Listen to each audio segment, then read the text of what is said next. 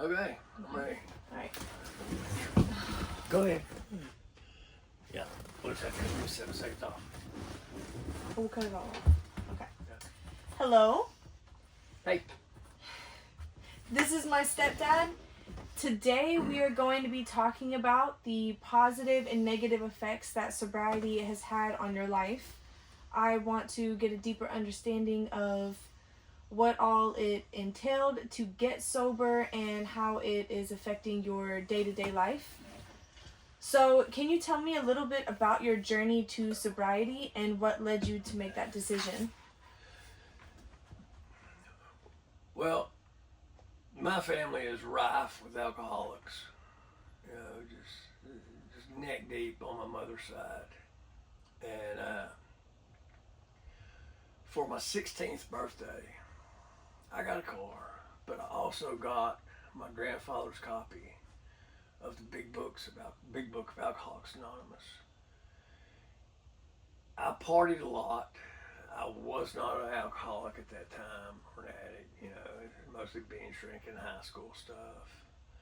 But my mother saw in me a lot of her dad, her brother, and she wanted me to have the information that was in the Big Book. And I read it. You know, I think the first 164 pages is how to get sober. The rest of it's stories.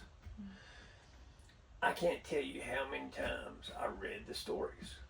You know, some of them are horrendous, but they have a happy ending because at the end they got sober. Mm-hmm. I went to my first meeting of Alcoholics Anonymous at 21 years old. Wow. I knew by then I was a full-blown alcoholic. I didn't stay sober or even attend but 2 or 3 meetings. You know, and then I was like, you know, this isn't for me. And over the 20 plus years that I drank alcoholically, I was in and out. I went to rehabs, detox centers, and none of them really got me sober. They can get me sober for a little while. One time I think I had like 18 months in my early 30s. You know, thought I had it licked. Mm-hmm. And when I thought I had it licked, it's kind of when I went back out there. Mm-hmm. You know, got to try it. You know, I think I could handle a couple beers. And that's all I did for, you know, a few weeks or what have you. You know, a couple tall boys, and that was it. Have that 6-pack in the fridge. I'm not touched that, just drank 2. Mm-hmm. I got 4 in there. I'm not really an alcoholic. In a short time, you know, I was drinking all 6 and having a bottle of vodka in the freezer. Mm-hmm. And that was pretty much my life. I got sober August 5th, 2010. There was no big epiphany or a bottom. I'd been in worse shape physically, you know, emotionally at other times in my life, and I didn't get sober. But that day, I just decided I gotta do it. Mm-hmm. Let me back up. Through my 20s and 30s, which is hazy at best, you know, there's so much. I don't remember years that I got not a clue. Yeah, I would go in and out of rehabs. One time I tried to sign myself into a rehab, and they told me I was shaking so bad, just sweat pouring off of me. They told me I had to go to detox over in Houston. I get over there, and the doctor, he just can't believe that it's just alcohol. You know, and as an alcoholic with, you know, the opioid epidemic and the drugs and everything, just alcohol, it kind of gets, you know, pushed down, you know, like it's not as big a deal. Alcohol withdrawals is one of the few withdrawals that can kill you. Right. You know, seizures, heart attacks, strokes. Anyhow, so I get to this detox, and they check me in, like I said, sweat pouring off of me. I'm shaking so bad I can't even drink. I'm, trying to get a drink out of a straw. I'm poking myself in the face. My blood pressure was through the roof. They were scared I was going to have a stroke. So they sedated me. I woke up 2 days later, and I'm wired for sound. I got all these wires and everything hooked up to me and all this.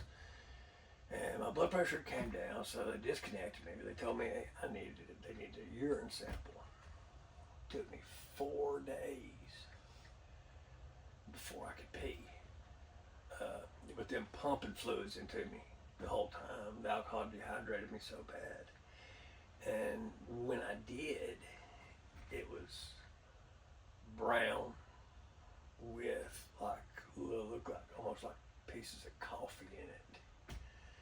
And they said that was because my kidneys were trying to shut down. Well, I survived that week. I think it's like a week and a half in detox, 8 days, 9 days, something like that. I had a roommate, 6'9", black, transsexual. One of the most awesome people I ever met in my life. He was hilarious. Big, huge transsexual. Now, this was back in the 90s, transsexual wasn't even a word, transvestite or whatever.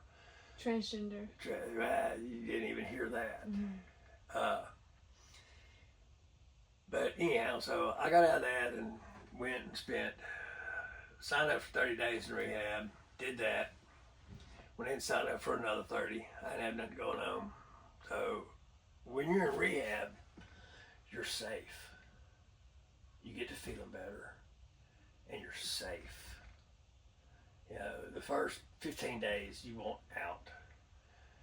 Then you get into the routine, and you can't drink, you can't do drugs. You're safe there. But back in the real world, like I said, I've had times where I do 6 months. One time I think I had 18 months, and I'd always go back out. Mm-hmm. It was just what I did. When I went in August 5th of 2010, I knew all those guys in the room because I'd been in and out of there, so many times.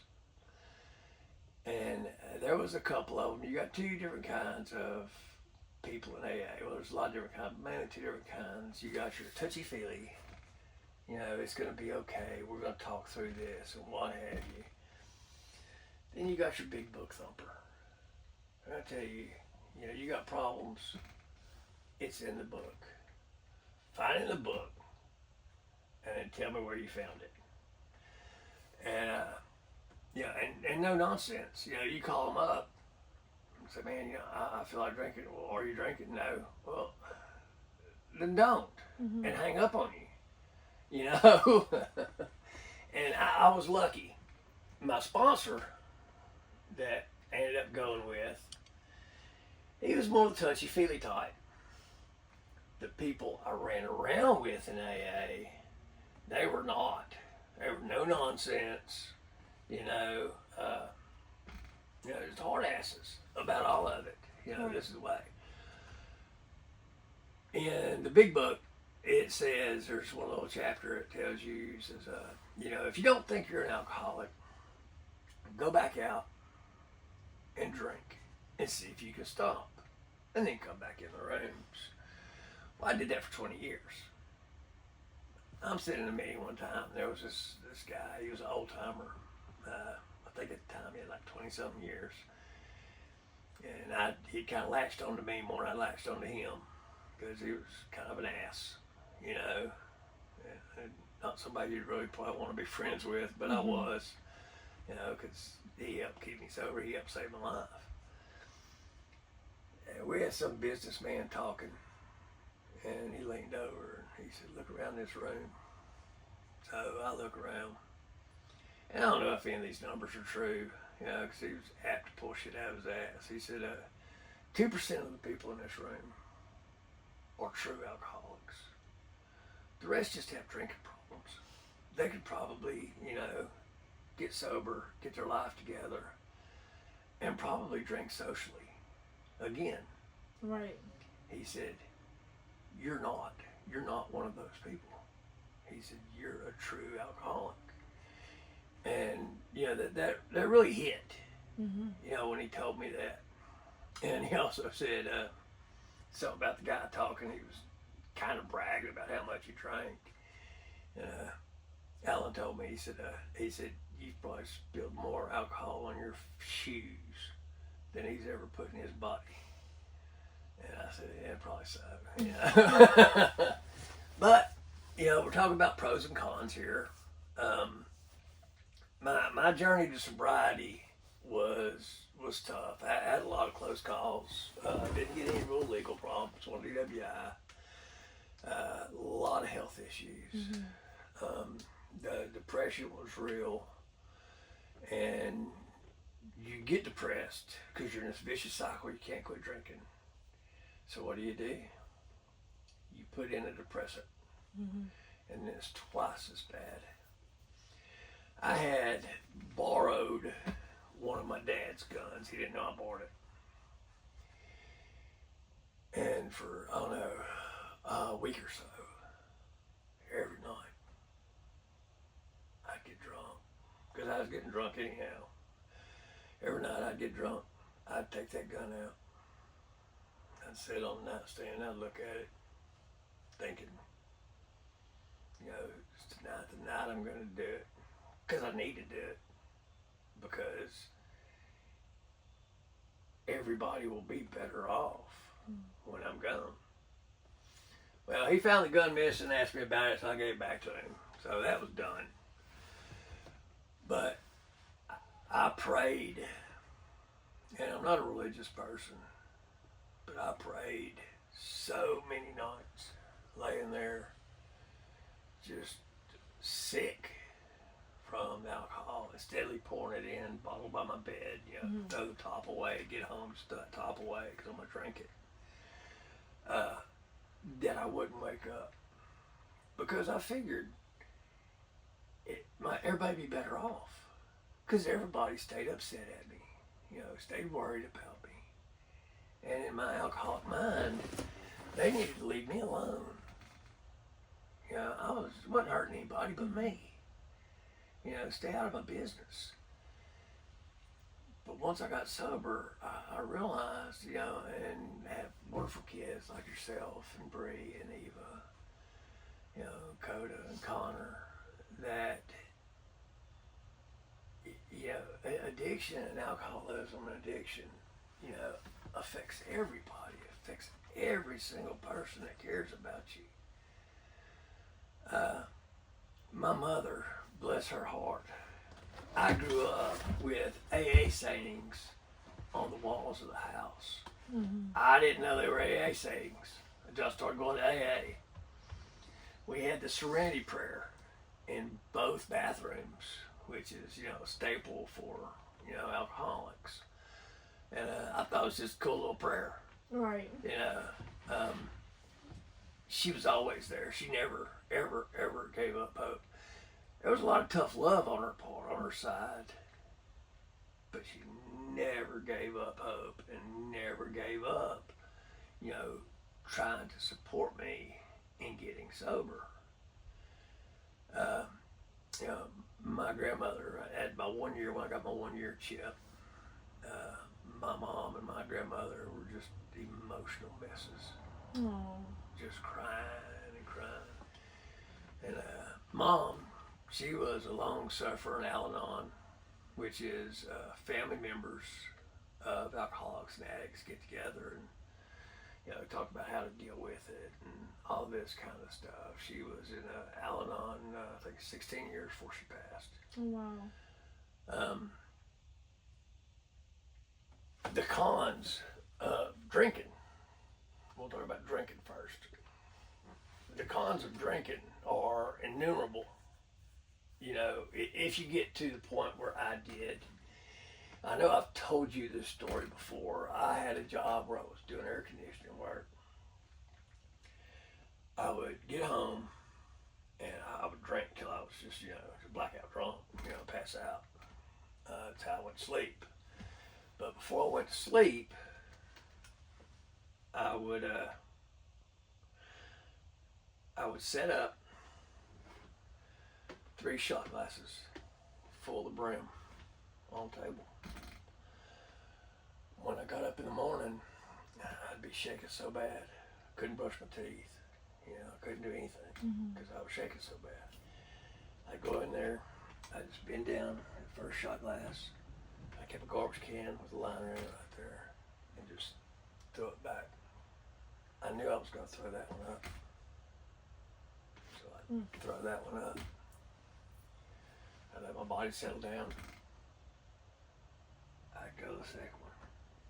Sometimes it would go down. Sometimes it would come back up. By the third one, I'd get it down. Once I got that third one down, second would settle down. I'd usually maybe take me another shot, then go brush my teeth, start my day. Right.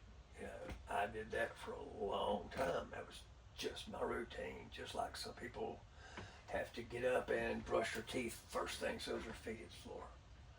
So as my feet hit the floor, I had to go in there and hit them shots. And to me, it became normal. That was just how I rolled. Right. The kind of pros was I was fun. I was a pretty fun drunk if people could get me out of the house. I wasn't a social drinker. I drank socially because I drank anywhere I went all the time. But I wasn't really a social drinker. I didn't go to the bars. I didn't call up buddies, drink beer, what have you. I was happier because I was ashamed. But I was happier just being right there by myself. But if you could pull me out and get me, somewhere doing stuff before I got too drunk, man, that was a lot of fun. Right. You know. So how long have you been sober, and what was the transition like for you? August 5th, 2010. On August 4th, I woke up. August 3rd, I was homeless. I'd been homeless for about a year. You know, I did some camping, you know, which is just sleeping outside. I did some squatting in abandoned houses and what have you. And I've always been handy with my hands, so I get lucky every once in a while, find somebody that needed some work done on an old house or rent house, what have you, and I'd stay there and do the work, you know, until it was done. Then I had to find something else. Well, I was doing some work for a friend of mine. August 3rd, I had cans of chili to eat. I was down to, I think we was going to grocery shop like the next day or 2 days. Can opener broke. I opened up that chili, went drunk as a skunk, with a hammer and a screwdriver. And, you know, and at the time, you know, I didn't think, you know, this is my tipping point. I can't do this anymore. No, I was just happy I got the chili out the can. I wake up on August 4th. There was no phone there. I walked, I don't know, a mile and a half to the store, call my mom, asked her to come get me. I was sick. Yeah, I got up that morning, I had probably half a bottle of vodka left. I poured it out. And that's when I decided I can't do this anymore. And she came and got me. I was entirely too sick that day to go anywhere and do anything. Woke up on the 5th. I was still sick. I still had trouble walking. That was another thing. When I ran out, or, you know, it's not even a hangover when you get to that point. You know, your whole body is just pissed off at you. You know, there were sometimes that I couldn't walk, or I couldn't walk right. August 5th, I felt a little better, and I asked her if I could borrow her car. I figured she'd say no. You know, I figured I was going to get a bottle. And she said, well, what are you doing? I said, I'm going to go down to the AA hall. I want to get sober. She said, here you go. I had to drive past the liquor store. I could have easily turned in there. Not going to lie. Thought about it. I had some money. I had $20 from, the guy gave me, I was working on his trailer. And I kept driving. I got down there to the rooms, and I walked in, and I found the guy. I saw the guy that I was telling you about earlier, Alan, sitting there. And so he looked at me, he told me, he said, man, you look like shit. And I told him, man, I felt that way. And I told him, I said, I need help. He said, I've been waiting, 20 years to hear you say that. So the first two people I asked to be my sponsor were people I knew, from the rooms. And they told me no. They said they did not have the time to deal with an alcoholic like me. But they said, ask him. Well, finally I get to this guy named David. David had never sponsored anybody. His sponsor had been telling him, you need to sponsor somebody. I mean, it's just part of the process. He kind of put it off, didn't want to mess with it. He was a busy guy, And so his sponsor kind of forced him to take me on. And his approach worked with me. He wasn't a hard ass. He was just a nice guy that wanted to help me get sober. And we worked through the big book, the 12 steps, and it took us a few months to do all that. And one of the steps is you have to write down all the bad shit you ever done and who you did it to. And then the next step is you go find them people and you make amends, whether it's an apology or if you owe money or whatever. Well, my amends went pretty good. I had a couple of them just tell me fuck off.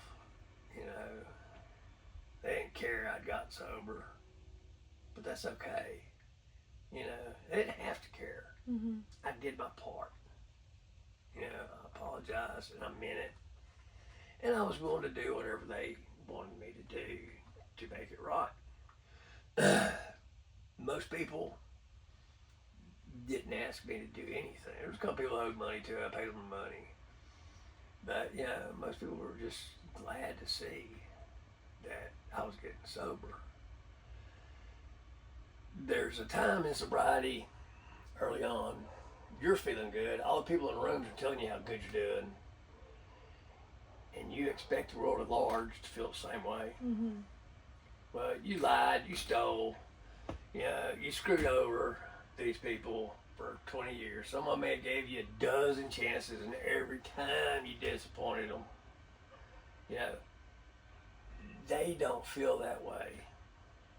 And you have to get it through your head that you're not special. And they have every right to feel that way. So you would say that the transition was a little uncomfortable? Yeah, the first year, they tell you to do 90 meetings in 90 days, first 90 days. I got with that guy Alan and some of his cohorts. I used to know the exact number, but we were hitting sometimes 4 or 5 meetings a day. We'd drive over to Houston and just go from meeting to meeting. They'd have 8 o'clock here, a 9 or 10 o'clock here, and then a 12 o'clock here. We spent all day. Alan also sold beef jerky on the side of the road. He was disabled, and I always said everybody new in sobriety should have to spend 12 hours with Alan P. on the side of the road, because all we talked about was recovery. Nice. And it was. And he was an asshole. One of the greatest people I ever knew.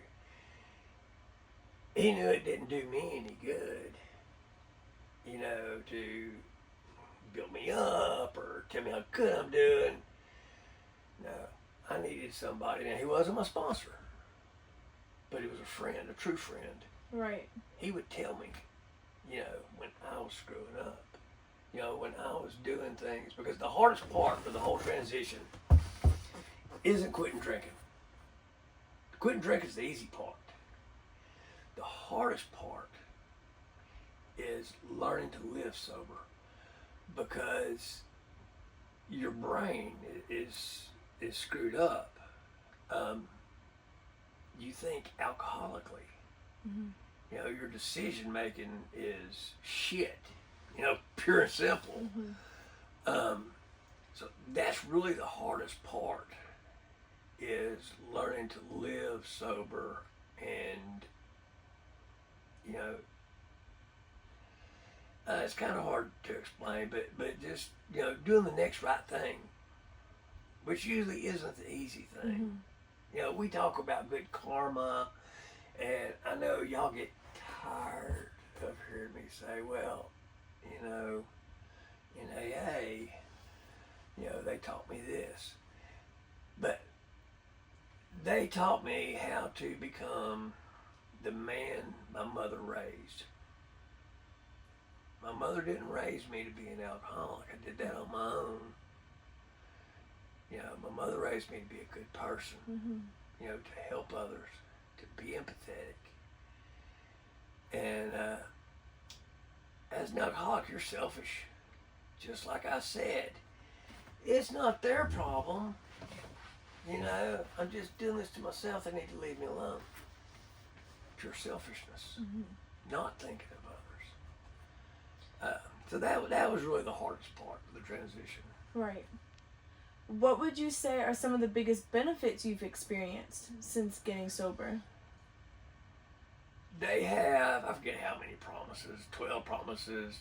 They like the number 12 for whatever reason, but it could be 12 promises, maybe 8, I don't remember. And I don't really remember. I should have brought my big book in here to do this. And some of the promises are, you know, you'll have, you know, you'll find joy in life, and, you know, things like that. The first year of my sobriety, all I did was meetings, and being with them other people, helping other alcoholics, helping other new alcoholics, you know, sharing my experience, strength, and hope with those people. You know, and always in the back of my mind, there was always, you know, you've been sober longer than this before. You know, don't throw this away. Well, I guess I was about 10 months in, I started talking to this girl. And I say, don't date for the first 12 months. You know, because you break up, it's all emotional, and you might drink. This is really what the gist of it is. And I go to Alan, and I'm telling him I'm talking to this girl and everything, and he's like, well, do you feel comfortable? And she knew I was an alcoholic. I'll tell anybody that you know, brings it up or what have you. But I don't just go around shouting it to the rooftop, say I'm an alcoholic, let me help you. Right. People don't like that. They do not. Right. So he said, you know, go for it. So I went through, I don't know, 2 or 3 relationships in the first 2 years of my sobriety. I lost my grandmother, my best friend's mother, who was Colin's mother, who was like a second mother to me, and my father. I knew whenever I left the hospital, I got the call at work that it passed, drove to the hospital, and I knew if I could make it through this, I could make it. Coming back from the hospital, I called Connor, and I told him, I said, hey, go out to Papa's shed, in a cabinet, there's a bottle of George Dickel. He said, okay.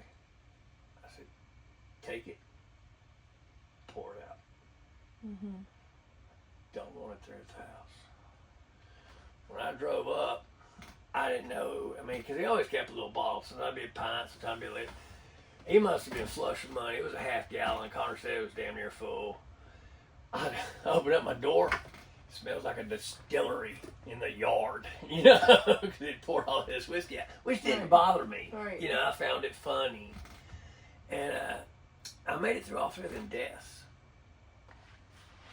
And that gave me a lot of strength, you know, and a lot of hope. Yeah, within a year and a half, I had a job at Webco, making okay money, which from the past 20 years, I was making bank. You know, it really wasn't that much, but it was a lot more than I'd ever made. And, you know, I'd never had a job that I worked that hard, that many hours. And I was okay with that. Right. You know, I was showing myself I could do this. Then I met your mom. Well, I didn't meet her. We reconnected. We started going out. I think I was about 2.5 years sober, something like that, when we started going out. And she seen me at my worst. Mm-hmm. She seen me crawling across her yard because I was so drunk. You know, she saw me in high school when we were doing God knows what. Mm-hmm. But she still gave me that chance. You know, because she knew,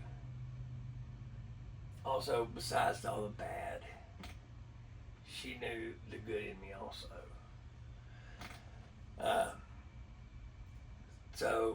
But then within a year, or less than a year of us getting married, I got the job out the mill. Almost, well, every year. At the end of the year, when I look at that last check,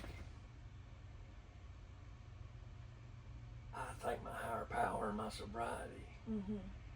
Because I never in my wildest dreams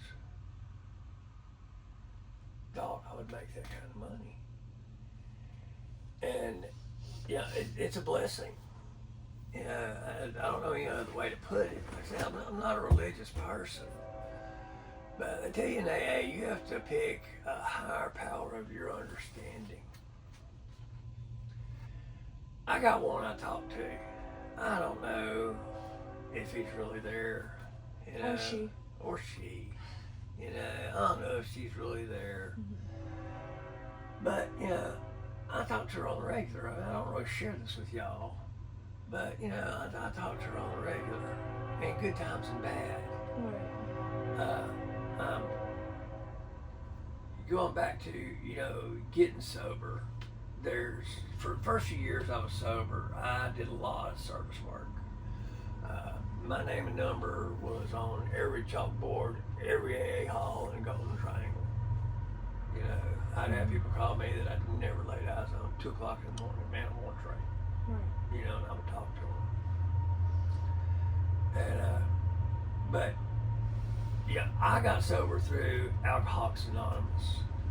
And I've talked to a lot of people that got sober or tried to get sober and wasn't successful, that, you know, didn't like AA. There's a lot of other programs out there. I've always been leery of the religious-based programs because me and God got drunk a lot. Mm-hmm. You know, with me sitting there talking to him, daily drinking. Right. But that's me. You know, another person, that might be what they need. You know, just like the touchy-feely and the assholes in AA. You know, you don't necessarily know what you need. A lot of times, them guys, them men and women in the rooms, they know what you need because they've done it. They've been there. They've sweated it out. They've cried. They've dealt with it. They were successful. You know, alcoholism is an incurable disease. You know, I will never not be an alcoholic. Right. You know, I'm sober. I plan on being sober till the day I die.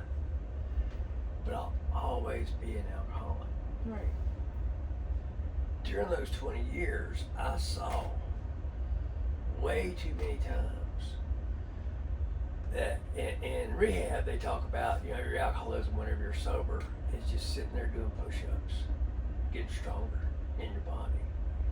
And I believe that. I thought it was bullshit, you know, for a long time. But I believe it because looking back, every time I would go back out, I'd go back out worse. Mm-hmm. You know, there at the end, it wasn't nothing for me to drink a liter of vodka in a day.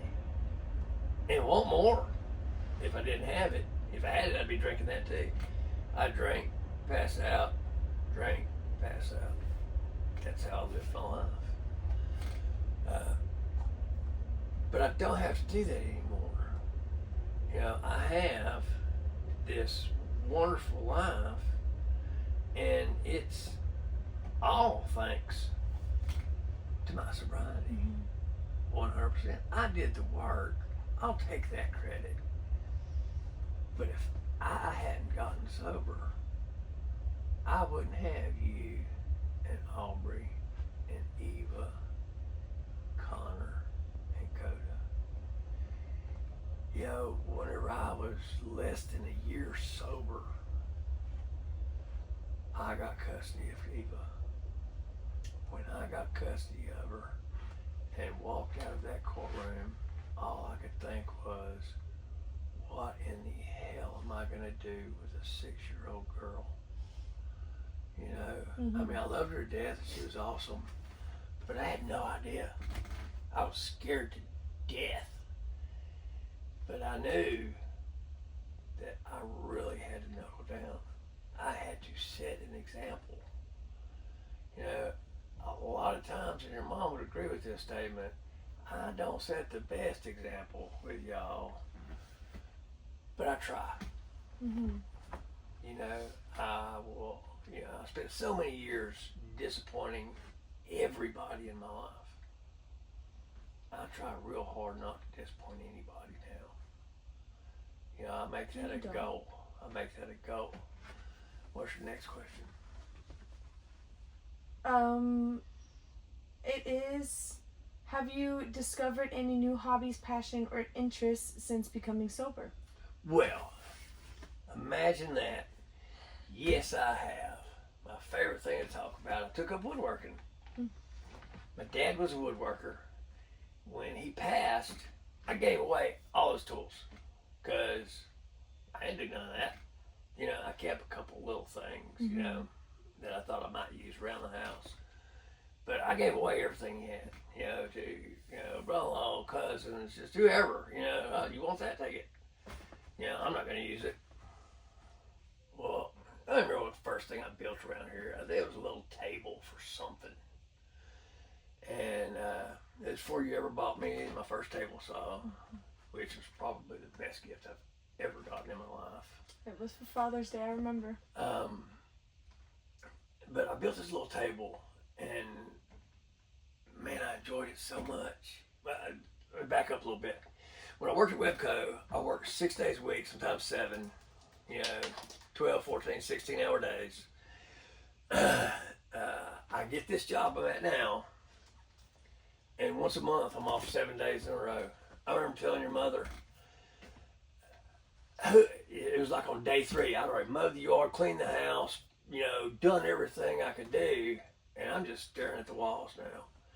I remember telling your mom, who in the hell needs 7 days off every month? You know, I'm gonna go nuts. I had no hobbies, none. I used to fish and hunt, and I really didn't feel any real pull to take them back up, you know. And then I made that table or whatever it was. I thought, man, this is cool. So I go on YouTube and start watching videos, and I just really got into it. And, you know, now, 6 years later, I guess, or so, you know, I have people calling me. I have people coming over here, you know, for me to teach them woodworking. Right. You know, I make nice stuff, and it's a really good feeling. You know, it really is. When people say, oh, that's so pretty, that's a good feeling to know I made that. You know, make a lot of mistakes, but you know, it is what it is. But yeah, when I drank, I had no hobbies. Drinking was my hobby. You know, that was my life. I mean, it's not even a hobby. It was just my life. You know, that's when I was drinking. Is when I quit hunting and fishing, and you know, because I pushed everybody away. Anybody I did anything with, I pushed them away. Right. You know, because I wanted to be by myself or drink. That's true. So, what has been the most rewarding part of your journey? Y'all. Oh. 100% hands down, I ain't got to think about it. Y'all. Just me Watch in it. particular, or okay? No. Okay. No, I know you would like to think that. Yes, I do. But, but no, not just you in particular. You know, Bree, I have such empathy for her. I know she could be frustrating at times. I see so much of myself in her. And she doesn't really drink or really do drugs or anything like that. But I see the way she thinks and, you know, the frustration that she deals with on a daily basis. And my heart just goes out to her. You know, I have a real soft spot for her. You are the one I don't have to worry about. You're going to land on your feet. You screw up. Yes, you do. You know, and there is times that I worry tremendously about you. But I know you're going to work hard and do what needs to be done. You know, your empathy, you know, for other people and animals and now plants, yeah, it just makes my heart swell whenever I see it. Just like you getting the birthday cake for the guy. It made me cry. I'm a crier. You know this. Yeah. You know, it made me cry knowing my daughter did that. Eva's a very empathetic person. You know, and I admire her for, you know, she marches to the beat of her own drummer. Not always making the best decisions, but we all make bad decisions. You know, she had to grow up, or she felt she had to grow up at such a young age, which she didn't. But her mother put such pressure on her to do that. You know, and I hate that for her. But she's turned out okay. You know, Connor, I'd lost rights to Connor. Matter of fact, another man adopted him because of my drinking. And I didn't figure I'd ever lay eyes on him again. Figured my best chances maybe when he turned 18. But I knew his mother was probably telling him terrible stuff. I had no contact with any of them for 9 years. Oh, wow. Me and Eva have a vacation planned. Spring break. I took off. We're going to Houston. I got the room rented. We're going to the zoo. We're going to the Children's Museum. All this stuff. Out of nowhere, his mother calls me. And she's having trouble with him. He's in trouble and doing all this kind of stuff. And he's saying he wants to see me. And she said, you know, that she'd kind of talked to some people there in Orange. Knew I'd gotten sober, knew I'd been sober for a little while, was doing good and all this. And asked me if he could come visit. So I told her, I said, well, can he stay for a week? Because we're going to Houston. Eva, I don't think Eva had ever even been around him. Right. Yeah, I mean, he was a stranger to her. I hadn't seen him since he was like 9 years old. He shows up, you know, and it was strange. You know, not gonna lie, it was weird for everybody.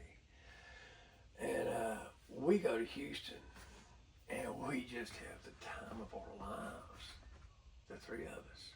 Connor was used to having little kids around with all his brothers and sisters. Eva immediately fell in love with him. Mm-hmm. You know, he's goofy and all this. And, you know, me and him, we reconnected. I mean, like we never missed a beat. And before the week was over, he asked if he could move in. Well, I asked him to wait, you know, and then come and spend the summer with us and see if that's really what he wanted to do. Mm-hmm. Well, he didn't want to do that, but he did. And it wasn't, I don't know, a week and a half, 2 weeks later, he calls me up at midnight, crying, asked me, please come get him. I said, give me your address, I'm on the way. His mom calls me and she tells me, she says, look, we'll meet you halfway. He moves in with me. He gets in zero trouble at school. You know, we didn't have any kind of discipline problems with him. But here I am, year and a half sober, so maybe 2. Just a little bit before I started dating your mom. Right. You know, not long in sobriety. And I'm a single father of 2 kids now. And it was all thanks to my sobriety. Mm-hmm. But I was still scared to death. Oh, yeah. I didn't want to screw these kids up. You know? Right. And, but it all worked out. Yeah. You did a great job with them. You know, it all worked out. I was so intimidated by you. Bree was Bree. You know, she's the one that pushed me and your mom to date. Right. You know, so Bree wasn't a problem. You were pretty standoffish. And, you know, your mother told me, you know, I got mad about something one time. I don't think we weren't married yet, because by the time we got married, we were kind of getting a little closer. Mm-hmm. But we weren't married yet. I got mad about something. And, you know, your mom told me, he said, you know, Maddie can be pretty harsh. You know, you don't want to ruin, you know, over some anger over something, you know, the little bit of relationship y'all have. So I didn't say shit, you know. I just stayed mad, Right. you know. But you know, I was intimidated by you. You're smart, pretty, you know, friendly, you know, all this kind of shit. But even though I really honestly don't have a favorite child, you're the one that I can't hardly believe didn't come from me. You know, you're the one I feel the most bonded with. Mm-hmm. I guess would be a good way to put it. You know, we have fun. Mm-hmm. You know, we have the same type of sense of humor, which isn't probably good. Probably not. But, you know, sobriety's given me all of that. You know, to get back to that. Sobriety's given me all of that. Without sobriety, I wouldn't have any. Right. You know, I never would have got Eva, I never would have got Connor. Your mother wouldn't have stuck around. You know, I wouldn't have any of that. I'd have a different life if I was still alive. I never figured I would make it past 40. Right. You know, never. And, you know, a lot of times I didn't want to. Hell, most of the time I didn't want to. But here we are in our camper that I always dreamed about. Right. You know, having a camper.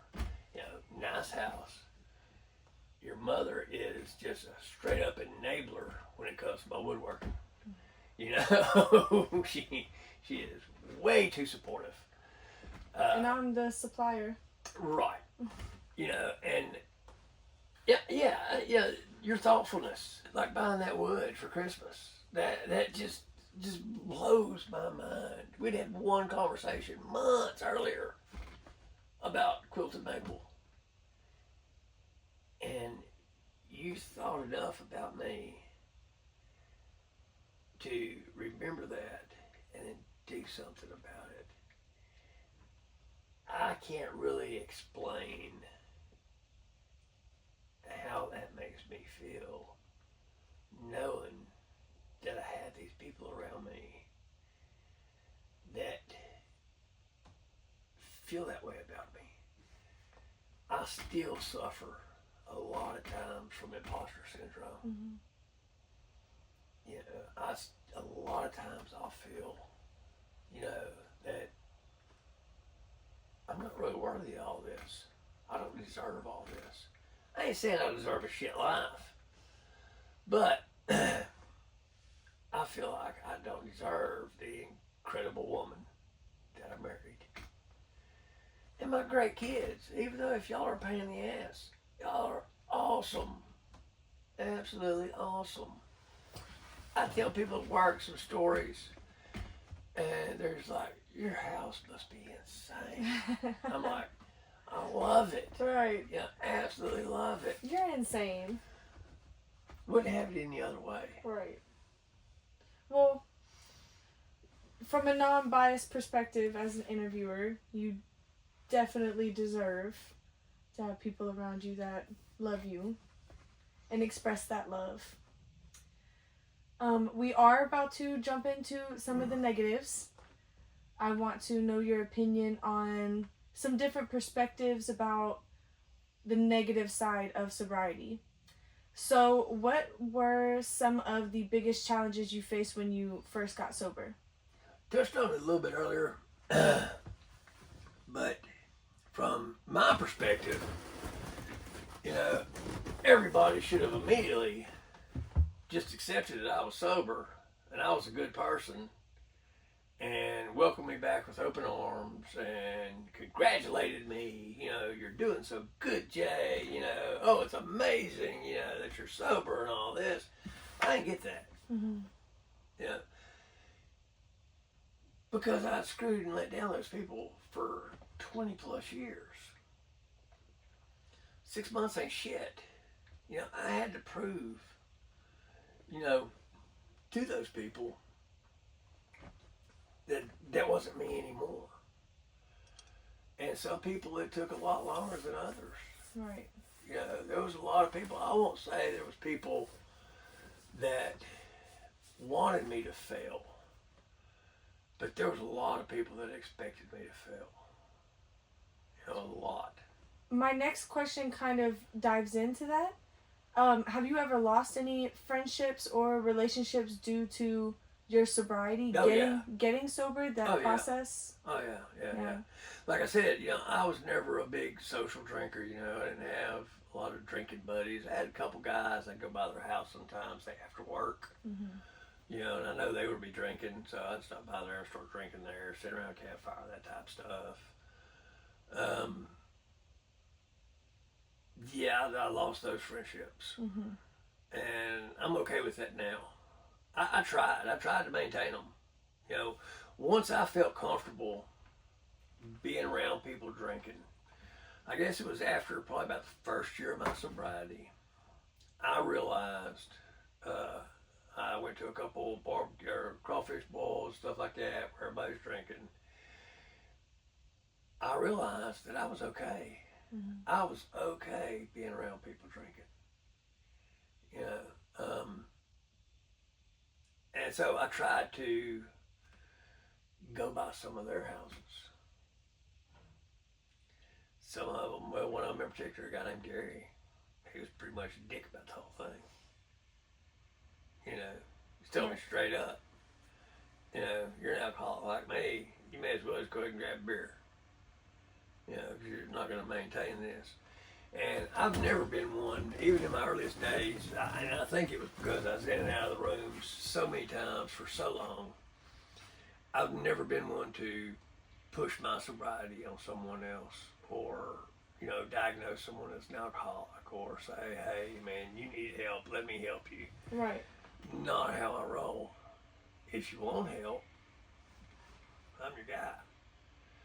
But, you know, but some of these old drinking buddies, um, I guess it was just kind of assumed that I was going to push whatever, I was selling or my life on them. Right. They asked me how I'm doing, and I'd say, man, I'm doing great. I got this much sobriety. I feel so good. Next thing you know, they're kind of pissed off. Don't be coming here, talking that shit. I ain't talking nothing. I don't give a shit you drink or not. And also, from my side, I found those people weren't that much fun when I'm not drinking. Right. I don't mind being around people drinking. I don't even mind being around people who, say, get a little drunk. I don't care for being in a situation where everybody's like high school drunk and just hammering it back and stumbling around a campfire, and which I was there for a lot of years. But I don't look at them and feel pity or worry about them. I just don't enjoy it. So you don't regret losing those friendships to your sobriety? No. Your sobriety outweighed? Yeah. Okay. Yeah, hands down. Right. Down. I wouldn't have minded, keeping those relationships. But, yeah, my sobriety is still to this day is the most important thing in my life. Right. I mean, over your mom, y'all, any of it. My sobriety. I don't attend meetings really anymore. Once in a blue moon, I may be in town, and I'll swing by West End if it's noon, and I'll hit a meeting. I'll sit in and just listen. Right. I would probably do better, feel better. At whenever Connor died, I probably should have been going to meetings. It would have helped me. It would help me talking to those people, and not even necessarily about Connor, just talking. Right. That's the vast majority of conversations. Once you get sober, it's just talking. It's not a lot of recovery talk and what have you. I don't know how many times early on in sobriety I had a phone list, numbers called. They talk about 500-pound phone. Because it's hard to call them people. You're sober. You've been sober 6 months. You're wanting to drink.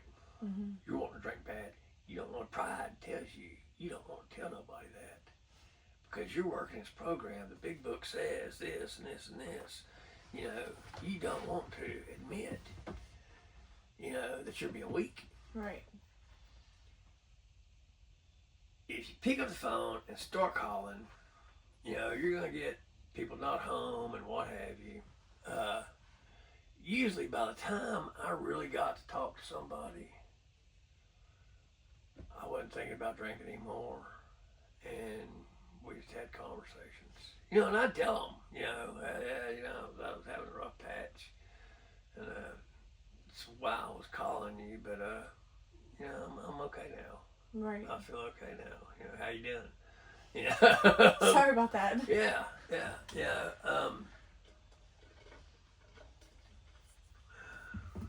I don't remember where we were going with that, but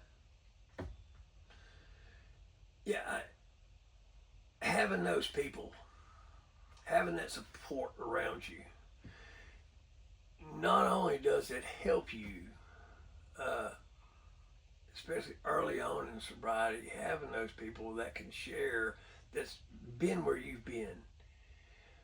I've been in meetings with doctors, lawyers, mechanics, the unemployed, like me most of the time back in the day. And nobody thought any different to anybody. You go around the room and people are sharing their stories. And this doctor, this lawyer, this, whatever, is telling your story. They're saying the same things that you went through. Right. They know. You have that connection. They know. And knowing that, is a good feeling. Mm-hmm. You know, that you're not alone. You know, you'll never be alone. They say in the big book, you know, to keep it, you got to give it away. Right. You know, help other people. I used to do a lot of service work. And, you know, if somebody called tonight, I'd drop what I was doing and do what I could do. Right. You know, my name's not on the chalkboards anymore. I don't figure, you know, Right. they need to clean them. It is. But, you know, I'm now an old timer. Right. I've got almost 15 years sobriety. I was thinking that earlier. I'm an old timer. I never figured I would get a year or 2 years. Now you get to help others. And I've got almost 15 years of sobriety. You know, I have a lot to share. Mm-hmm. You know, and that's a good feeling. Right. You know, it's a good feeling to think that I'm now one of those guys that sits in those rooms that I thought I will never Be like be that. like that. Yeah. You know, but here I am. You know, Getting interviewed. against all odds. You know, my niece and nephew, Josh and Lindsay, and Jared. I was close with them when they were younger and I was younger. They were in high school and everything, and I was the cool uncle. You know, 'cause I'd buy beer, Right. you know, or I had beer, and you know, or whiskey or whatever. You know, and some of their friends went from calling me Uncle Jay, because that's what Josh and Lindsay call me. So all their friends call me that. You know, I go to Walmart anywhere. You know, Uncle Jay. You know, it's this teenager. Right. Dude, Drunkle Jay. Ouch. Yeah, that hurt. Yeah. That hurt. They hauled it across Walmart. You know, Drunkle Jay. Kind of flows off the tongue though. Yeah, it does. It does. It really does. Yeah. And the guy that did that, he's serving, I think, either 40 years or life now. But he was a sharp kid. Right. He was a sharp kid. He It was was a funny. good nickname. Yeah, it was a good nickname. It was apt. Right.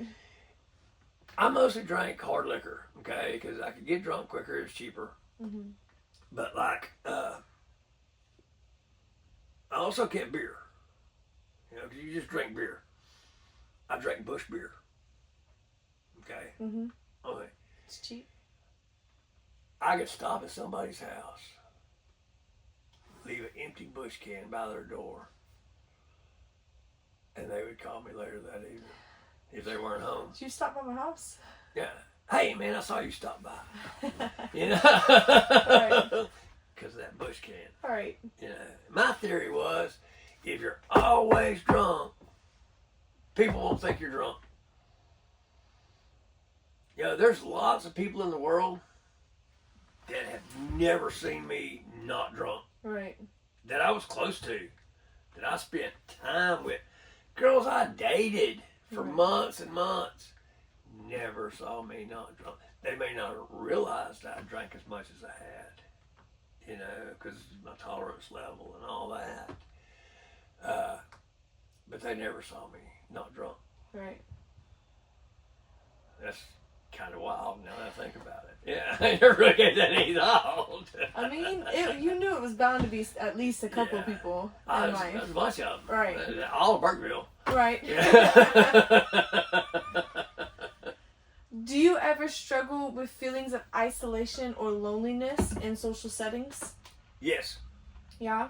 Is it just whenever they're drinking? Yeah. Or is it, okay, in general, it's just No, drinking?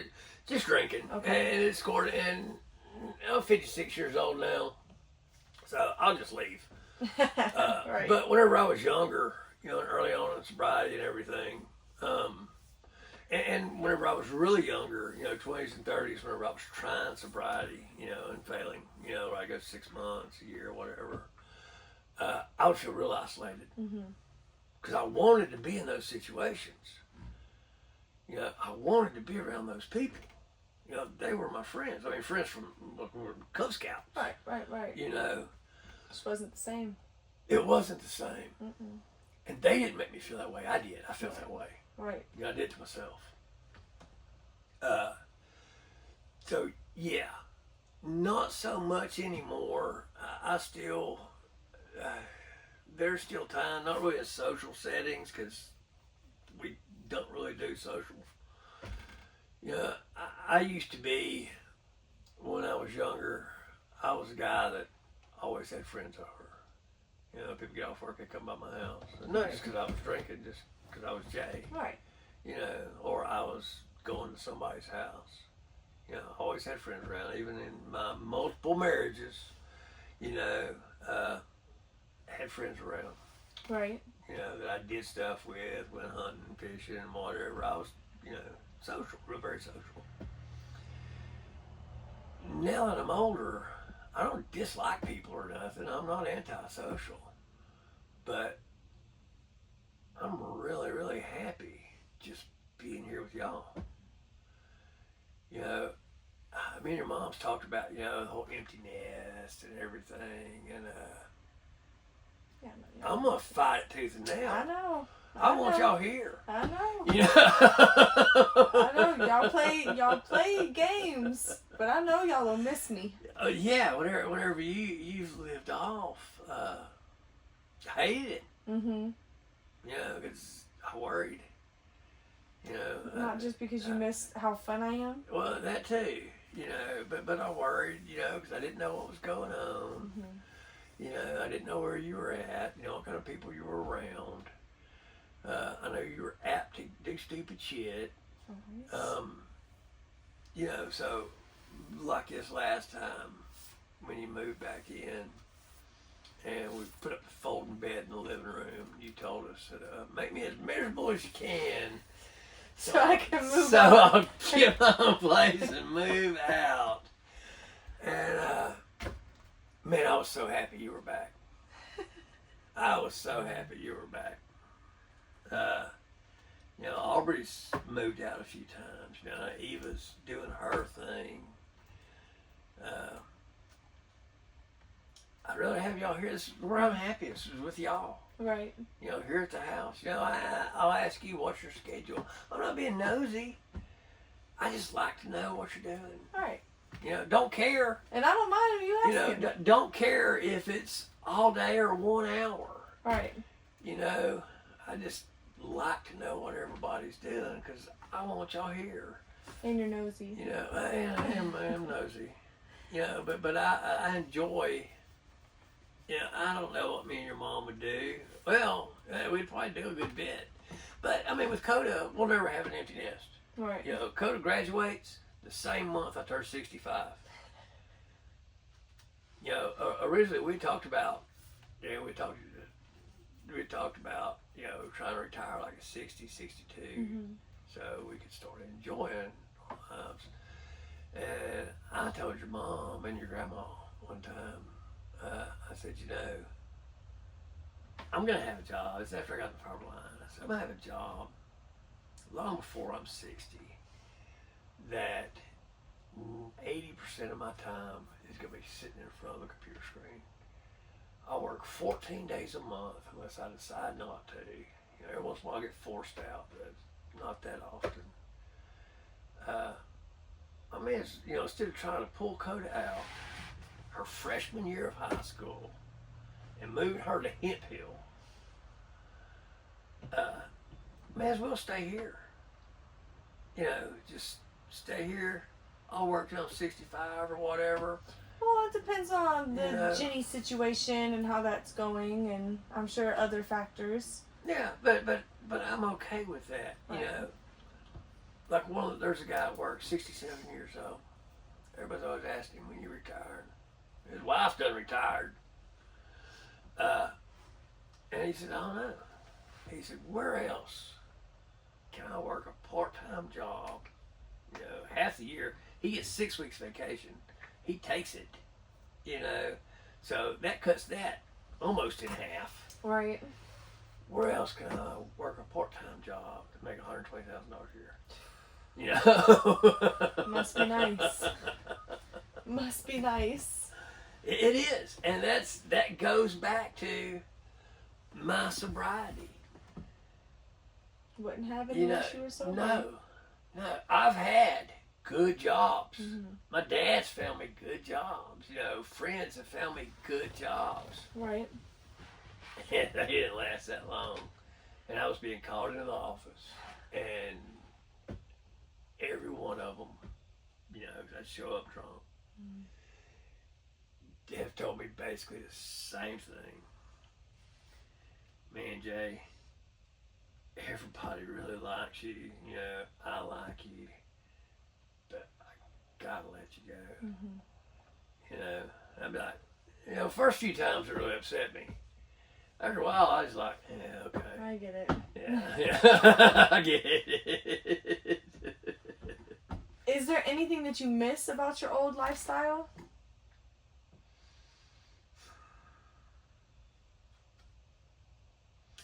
Not really miss, you know, reminisce, and you know I tell you and Bree stories about when I was younger, and you know your grandmother likes to pick about how you know Wendy was this wild child, didn't know where she was, and my God, she was an angel. Why she run around with us, I have we had entire conversations, me and my friends, about Why Wendy was there? why Wendy hung around us.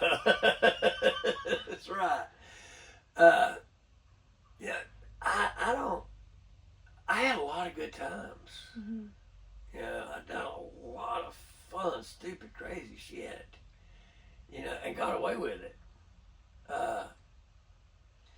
I won't say miss, but you know, I was a different person then, and you know, some aspects of that person I do kind of miss. You know, more apt to take chances. You know, Careless. careless Free. at times, fun. You know, funner, I guess. Because you know, I wouldn't think twice if you know get a paycheck like I did yesterday to say, let's go to Austin. Right. You know, let's go to Braunfels. Let's float the river. So you don't miss the lifestyle, you appreciate Yes. how the lifestyle was. Yeah. Okay. It's a good way to put it. Right. It's a good way to put it. I don't miss the drinking. You know, I don't miss the hangovers or the sickness that comes with it. I don't miss any of that. Right, shakes. And I still shake. 15 years sober, I still shake a lot of times. I didn't know that it was from that, but I feel like, I mean, I shake, but I know it's a different type of shake. I don't know, different type of shake or not. You may be shaky. But, you know, I mean, I still shake. You know, Right. I never stop. I don't do it as bad. But like if I'm stressed, if I'm real bad stressed, I'll catch myself, you know, shaking or doing something. I'll catch myself shaking. And I can't stop it. I mean, it just is what it is. And I've learned to accept that. Right. You know, acceptance. There's is part of the big book, and I know we've got plenty here, unless you got more questions. But there's a portion of the big book that is, as far as I'm concerned, the most important passage. It says, acceptance is the answer to all our problems. No matter who, what, when, you just have to accept it. You don't have to like the situation. You can hate the situation. It could be a terrible Connor's death. Okay? But I had to accept it. If I don't accept it, I will drink. If I drink, I will die and lose everything in the process. You know, and acceptance gets me through a lot of times dealing with certain family members. Right. You know, I accept that they are who they are, and they can't help that. Right. You know, you hear me and your mom talk about letting go. You know, she says she'll tell you, you know, I taught her how to let things go. You know, not my shit. You know, not my circus, not my monkeys, however you want to put it. Mm-hmm. I can let some stuff go, man. You know, because hanging on to it does no good. I used to tell Connor all the time, you know, 'cause he hold grudge. If somebody pissed him off about something, he'd get back at them 2 years later. Yep. They didn't even know what they had done, you know, Right. and he's still pissed off. There's a Chinese saying that, you know, holding a grudge, holding on to stuff is like drinking poison and waiting for the other person to die. Because you're only hurting yourself. You know, and I learned to let go through AA. You know, because I did not let shit go.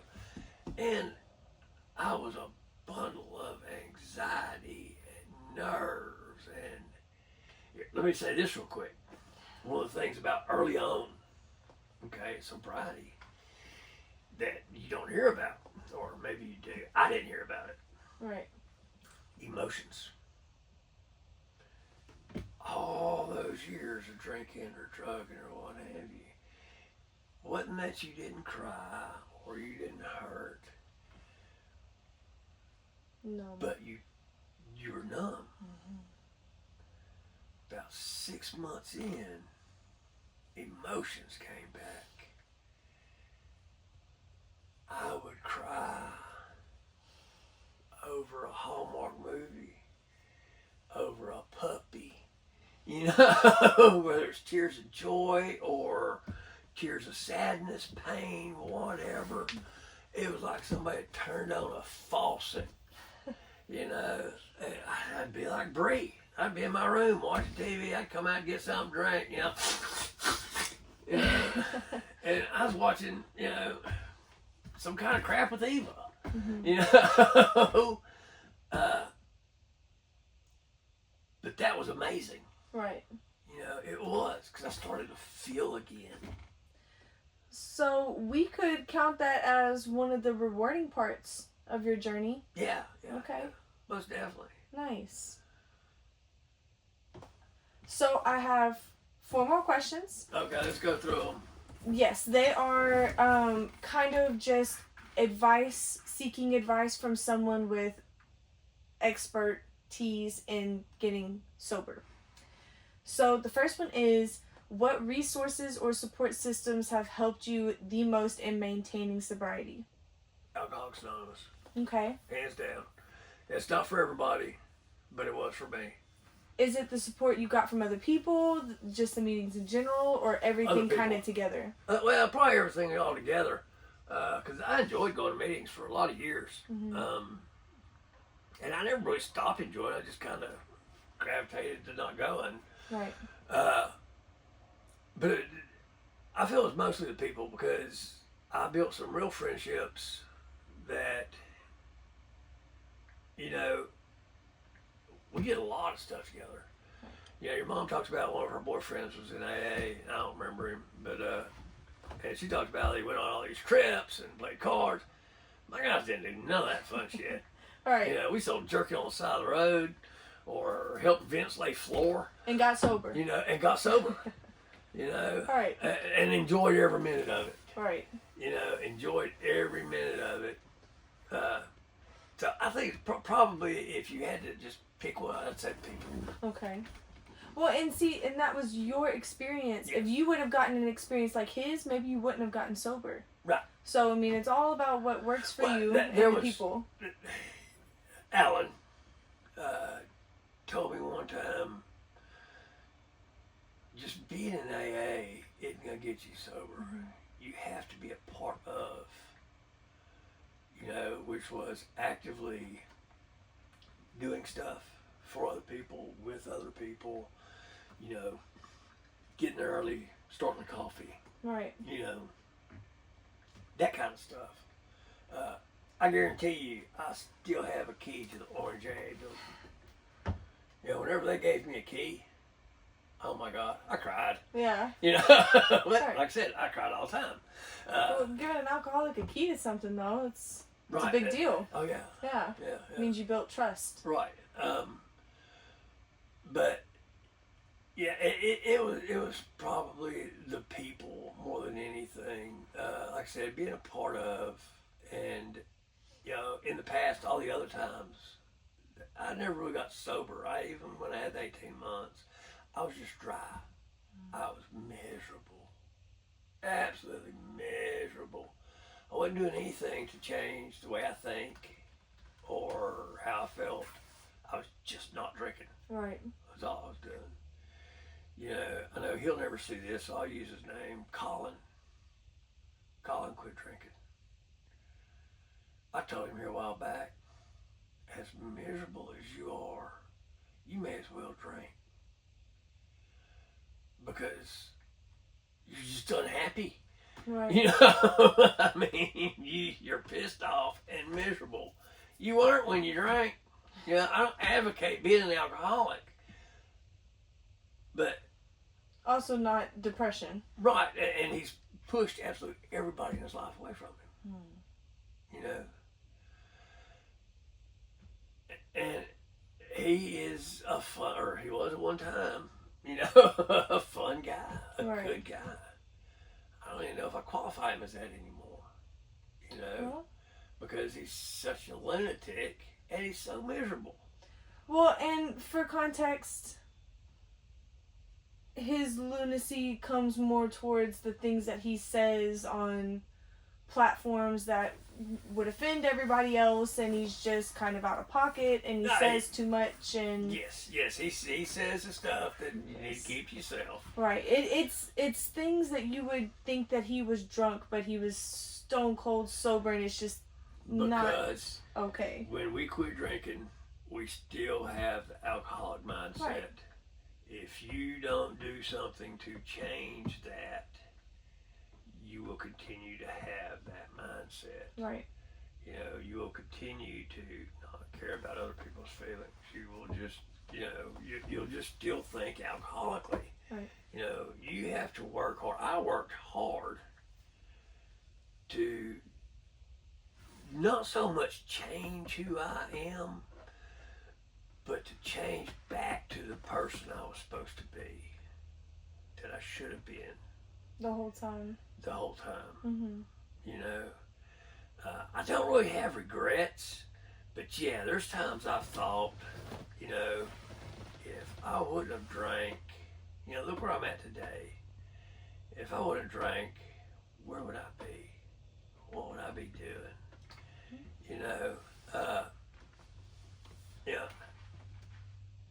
I smashed the SAT. Mm-hmm.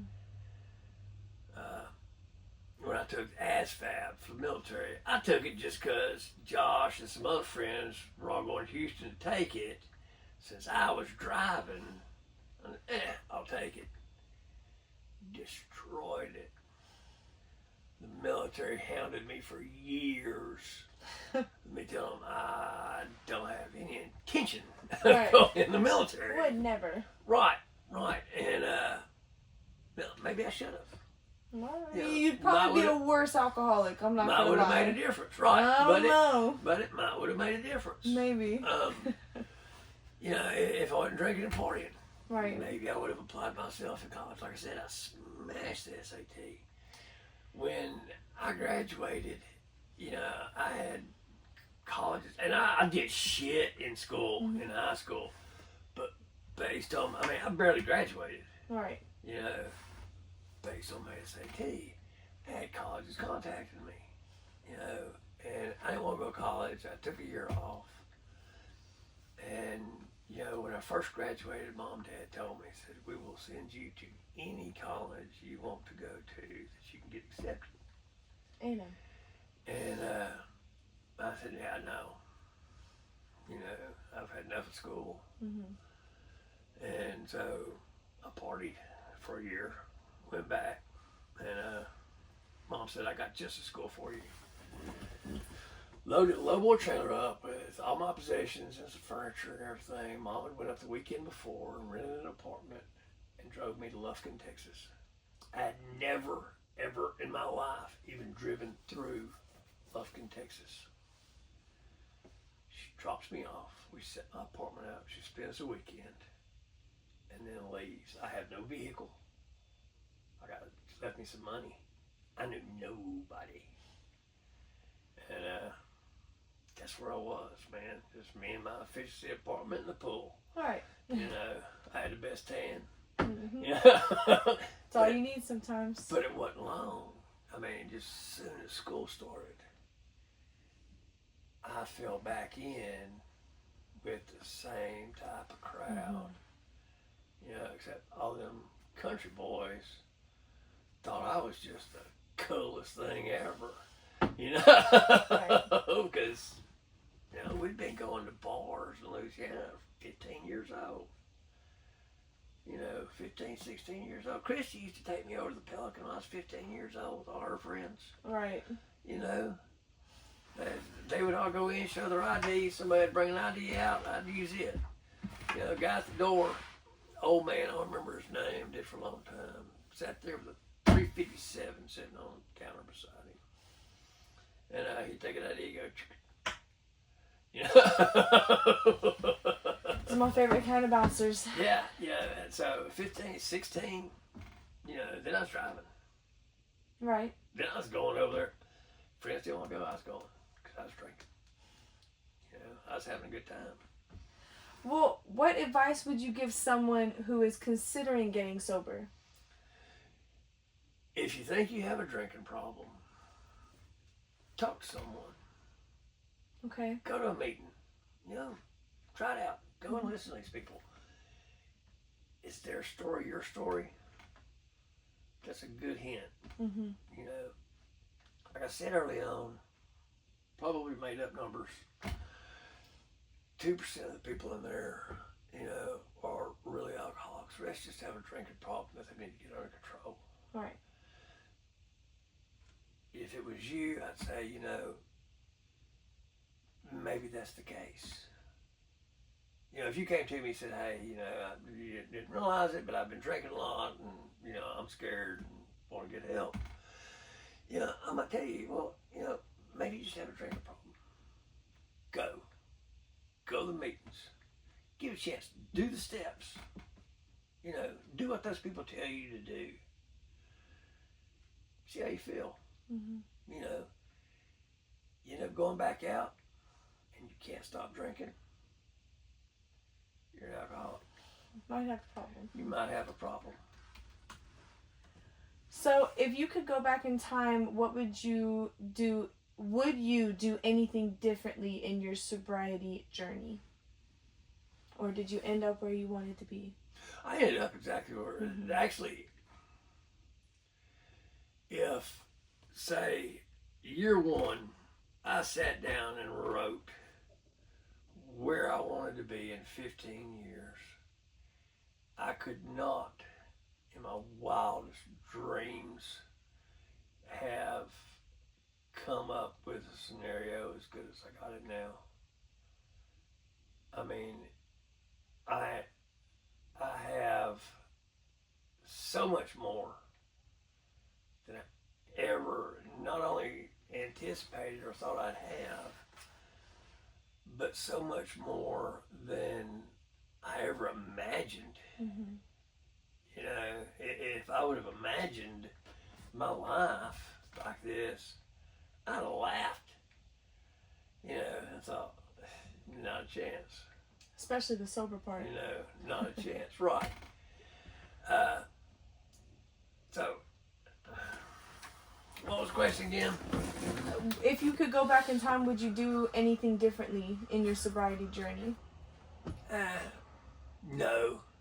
No, I did it the way I needed to do it. If I could go back and not become an alcoholic, I'd probably do that. But all that led me to where I'm at now. Right. You know, all that led me to the person I am now. So I don't regret it. I wish I remembered a lot of my 20s and 30s. You know, because there was a lot of things that went on that were good times. I've seen pictures. Right. You know, and I got no idea.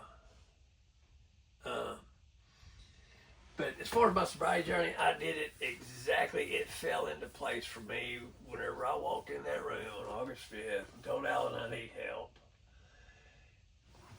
He pushed me to the person I needed for a sponsor, and that was exactly what I needed. Him and the other big book thumper assholes, they were right there. They pulled me in, adopted me. You know, but they'd been seeing me for 20 years. Mm-hmm. You know, so we weren't strangers. You know, but I'd never been a part of. You know, there's a guy over in Orange, Vince K. When I went to my first meeting, 21 years old, he was there for his first meeting at 22 years old. Vince stayed sober. Oh. Yeah. Alan sucked him up. Yeah. Left you out. And beat him into submission. No, Vince wanted it. Mm-hmm. Vince wanted it, and he was willing to do whatever it took. They joke about, you know, if your sponsor tells you to mow his yard naked, you don't question it. You do it. That's You questionable. know, it's real questionable. That's why it's a joke. And if somebody told me to do that, I'd have said, I ain't doing that. Right. You know, you At least weirdo. just Speedo. You know, that's probably worse. I'd probably rather be naked. Connor Speedo. would totally have done it. Oh God, yes, he did. But you know, so you know, you put as much effort into getting sober as you did into drinking or drugging. Mm-hmm. You can get sober, but you got to do the work. Right. You know, pure and simple. You have to do the work. You hear people, you know, your age, younger, you know, boyfriends, girlfriends, whatever. You know, you break up. 6 months later, they tell you, I've changed. If they haven't done anything to change, you know, if they haven't worked at that change, it's still there. They may be hiding it. They may not even feel like they are like that anymore. But if they haven't done anything to change the way they think, to change the way they feel, they're still the same person. Right. You know, you just have to do the work. I agree. What keeps you motivated to stay sober every day? Your smile. My family. Mm-hmm. Y'all. I mean, pure and simple. 100%. Ain't work. Ain't extended family. You know, it's y'all. It's a good thing you got a lot of us. There's a lot of y'all. Yeah. Just more love. That's what I'm saying. Okay. Well, thank you so much for meeting up with me today. I appreciate all the insights that you gave me, and you gave me a lot of good things to consider and to write about. Oh, great. Thank you. You're a shit drinker anyhow. You and Aubrey both, which is a good thing.